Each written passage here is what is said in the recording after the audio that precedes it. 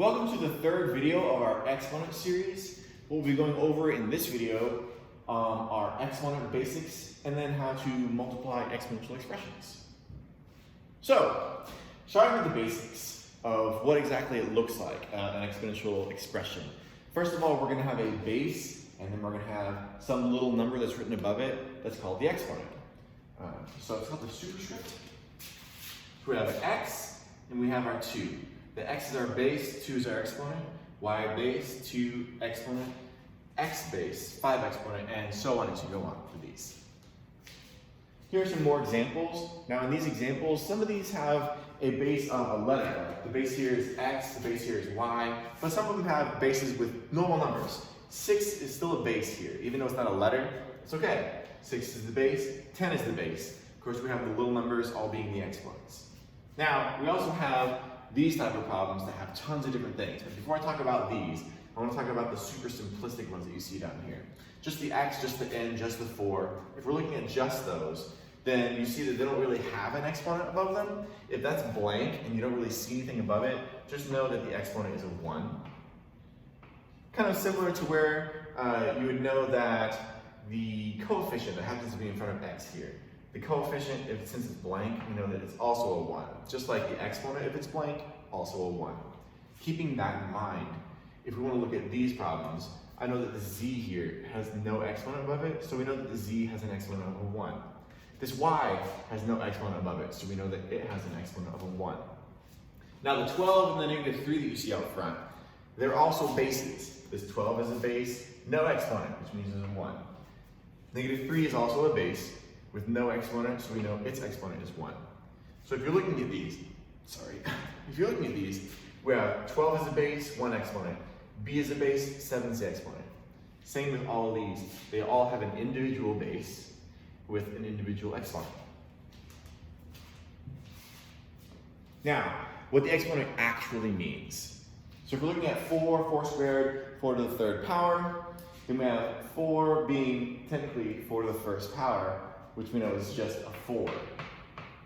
But 4 squared means that there's a 4 and a 4 being multiplied. That's why I see 2 4s here. 2 exponent, 2 4s. 3 is our exponent, 3 4s. Same thing applies even with letters. If there's an x, it's just a normal x to the first power, so we know that it's just x. X squared means there should be 2 x's being multiplied. X cubed means that we should have x being multiplied 3 times. So 2 4s, 3 4s, 2 x's, 3 x's. Just know that they're being multiplied as opposed to being added. Now when you actually see this, and we actually apply what we're doing today, trying to multiply exponential expressions, here are 2 exponential expressions trying to be multiplied. We have 2 cubed trying to be multiplied with 2 to the 5th power. If I wrote this out like the long way, 2 cubed is saying that I should have 3 2's. 2 to the 5th power means I should have 5 2's. So I have 3 2's, I have 5 2's. How many 2's do I have? 8. This is the long way of doing it. I could do this one the same way. I'm going to make that a little bit smaller so it makes it easier to see. 2 to the 8th power. So let's just ignore that one. So x squared, x to the 4th, that means I should have 2 x's, 4 x's, all being multiplied. Count them so I know that I have 6. Now, like I said, this is the long way of doing it. There is a faster way, and if you've noticed the pattern, just without me saying it yet, if you already see the pattern and know the pattern, then I'm going to talk about that now. The quick way of doing it is just seeing this exponent and seeing this exponent, the 3 and the 5. Instead of having to write out all of these 2's and count them together, you can take those exponents and just add them. The 3 and the 5 are exponents, added together is 8. So I know that it's going to be 2 to the 8th power. The x squared and x to the 4th, the 2 exponents you see are 2 and 4. Add them together, you get 6. Which brings us to our actual point of this entire video, the exponent rule.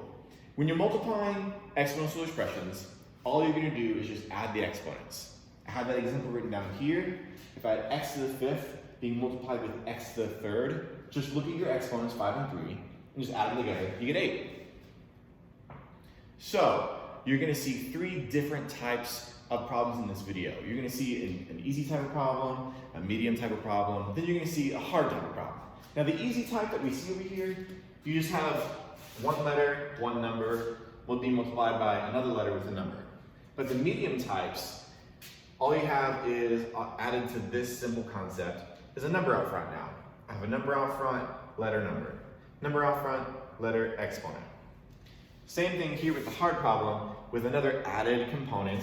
I still have my numbers out front, so normal numbers, and then a bunch of letters with different exponents. We're gonna go over each type of problem starting now. Looking at the easy types first. If we're doing these problems, if you already know how to do this or you want to practice doing it before I go on, if you'd like to pause now, you can pause the video. Now I'm going to go ahead and go over these problems. In our previous videos, you should know that x times x already, with our exponents of 1 added together, is x squared. Now, our exponent here is blank above, which we know is a 1. So I have a 5 and a 1 added together to get x6. My base here is x. My exponents added is 13. My base here is 3, and it will remain 3. The base will not change. So the base is 3. My exponents added to be 8. Keeping this concept, going on to the next problems, go ahead and try these on your own. And I'm going to go ahead and go over them. My base here is a, so that will stay a. My exponents added is 4. My base here is 5. My imaginary exponent right there is a 1. Don't forget that. Add them together, so my base is 5. Add exponents to get 8. My base here is 10. Add your exponents to get 11. My base here is 4. My imaginary exponents, base 4. Add those together to get squared. And the last ones that we'll try, I'm going to go ahead and pause your video, try these yourself if you like.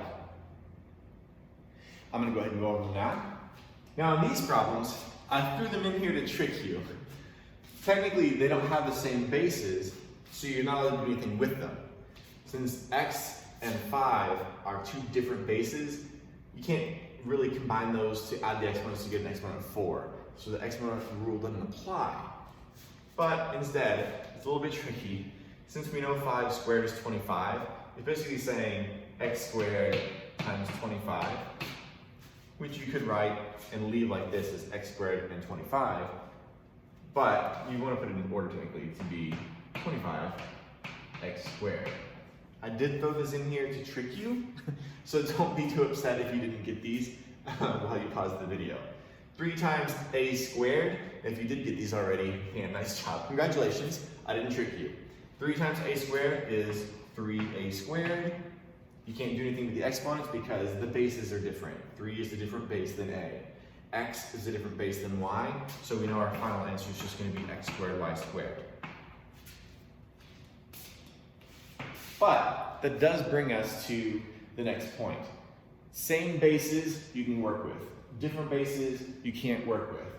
So if we're looking at these, since b is a base in both, b4, b11, I know my base is b. So I can add my exponents to get 15. Here, I have a base of b and a base of x. So I have a b and an x. Since they're different bases, they're going to remain separate. So it's just going to remain b4, x11. So don't be fooled. Combining like terms, which you see over here, is not the same thing as multiplying exponential expressions. So when you see x times x, that doesn't mean I'm combining to get 2x. This means I'm multiplying the exponents, which our exponent rule means that we're going to have x squared. I'm going to use a different color because that doesn't look like it's very good up there. So x plus x combining, because they're like terms, since they're the same type of x, I know that there's an imaginary 1 out front, so it's 2x. Here, x and 2x are the same type of x. X cubed is a different type of x. It is not the same as these type of x's. So only these two will combine to get 3x. And the x cubed is a different type. It does not combine, so it'll stay separate. This is the difference between the combining like terms lesson that I taught you versus the multiplying exponential expressions. So since I have these 1s, I add them to get 2. My base here X, X, and X, they all have the same base. So I know that I'm allowed to go ahead and add my exponents. Imaginary exponent of 1, imaginary exponent of 1. So my base is X. My exponents added together is 1, 1, and 3, which is 5. And this normal number that you see here is a normal number. Treat it normally. It's just going to stay up front. So, medium type problems, which we're moving on now. A medium type problem is going to have maybe an added number out front. Maybe have two variables like an x and a y. But for now, I'm just going to leave it like this, and we're going to go over this problem. Now, when you see normal numbers, treat them normally. They do not follow the exponent rules. An exponent follows exponent rules. Normal numbers follow normal rules, which is why what you see here in the yellow and the blue, normal numbers follow normal rules, exponents follow exponent rules. Keep that in mind from here going forward, because that's very important. So if I follow this, I have a 2 and a 5, which are normal, which means I multiply them normally to get 10. But I have exponents, 3 and 6. When multiplying exponential expressions, my exponent rule tells me to add them. So I have my base of x, add to get 9. So 2 and 5 are normal to get 10, exponents added. Multiply normal, add exponents. Now, using that concept that you were just taught with that rule, if you'd like to pause the video and try these yourself, now I'm going to go ahead and go over them. I'm going to use blue. My normal numbers, 2 and 3. Since they're normal, I'm going to multiply them normally to get 6. My base is x, my exponents add. Normal numbers, multiply to get negative 10. Base is a, exponents we add. So we get 13. Now my normal numbers in this third problem, since there's not really a number out in front of b, we know there's an imaginary 1. So it's a negative 1 technically. And the exponent is an imaginary 1 as well. So my normal numbers, negative 1 and 8, is negative 8. My base is still b. Add your exponents. Now, specifically, if I have negative 8b to the negative second power, we have to do something special to this to get rid of a negative exponent. But for the sake of simplicity, since I'm only teaching you the rule when you multiply exponents, I'm not going to teach you in this video how to deal with this. So for now, if you happen to get a negative exponent throughout the rest of this video or on the homework assignment, just leave it alone. I want you to leave it just like this answer. Don't try to do anything more with that until I teach you later how to deal with that. Oh, I'm going to go back. If you'd like to try these ones on, go ahead and pause the video. Now I'm going to go over these problems. Normal numbers. Multiply normally. You get 7. My base is n. Add your exponents. Normal numbers. Get positive 8. Base m. Now I'm not going to show you stuff anymore. Like you should know by now that if there's a blank, to go ahead and put your 1 so we know it's m squared. Normal numbers is 80. I should have x cubed. And then I should have y to the 5th. Now, I'm not filling in those blanks anymore. Like, we know that there's an imaginary 1 here, an imaginary 1 here. I'm not going to start filling those in anymore. You guys need to get used to seeing it yourself. You need to get used to filling it in yourself. That's part of your practice. I need you to start doing that so you can get used to knowing that we have an exponent of 1 there. So I'm going to start going and like shorthanding stuff. So if you see me shorthanding it and you don't get it, just rewind this video back to like an explanation of why it is I'm doing what I'm doing. Hard problems. Hard problems are not much different than the medium problems we were just doing. I still have my normal numbers, which you see here. The normal numbers are still there, and I still have x's. The only difference now is I have some added letters like y's and z's. So this is how we deal with this problem. Go ahead and treat your normal numbers normally, like we've been doing. So I have 3 and 6 multiplied to get 18. Add my x and x. I'm going to go ahead, since I'm doing this problem as a practice one, I'm going to fill in the blanks so you know that those blank exponents are 1s. So I have x and x to get x squared. My y's would be y cubed, and my z's. If I have 4 plus negative 1, that's just a 3. So yeah, you're gonna see negative numbers on your exponents. So don't be afraid of that and don't shy away from it, don't hesitate. Just treat it normally. You had 4 plus -1, so this gives you a 3. So, keeping that in mind, if you want to pause the video and try these yourself, go for it. I'm going to go ahead and go over them now. Normal numbers will give you 6. I have a base of a. Those bases will give me an exponent of 3. Then go to your x bases. Your x bases will add to give you x squared. My normal numbers will give me a -20. My x bases will add to get 6. My y bases will add to get 15. My z bases will add to get 5. Normal numbers will give me 30. My a bases will be a to the 7th. My b bases will be b to the 4th. My x base and my y base have nothing to combine to. So since my x4 doesn't have an x over here to try to multiply with, it's just going to remain x4.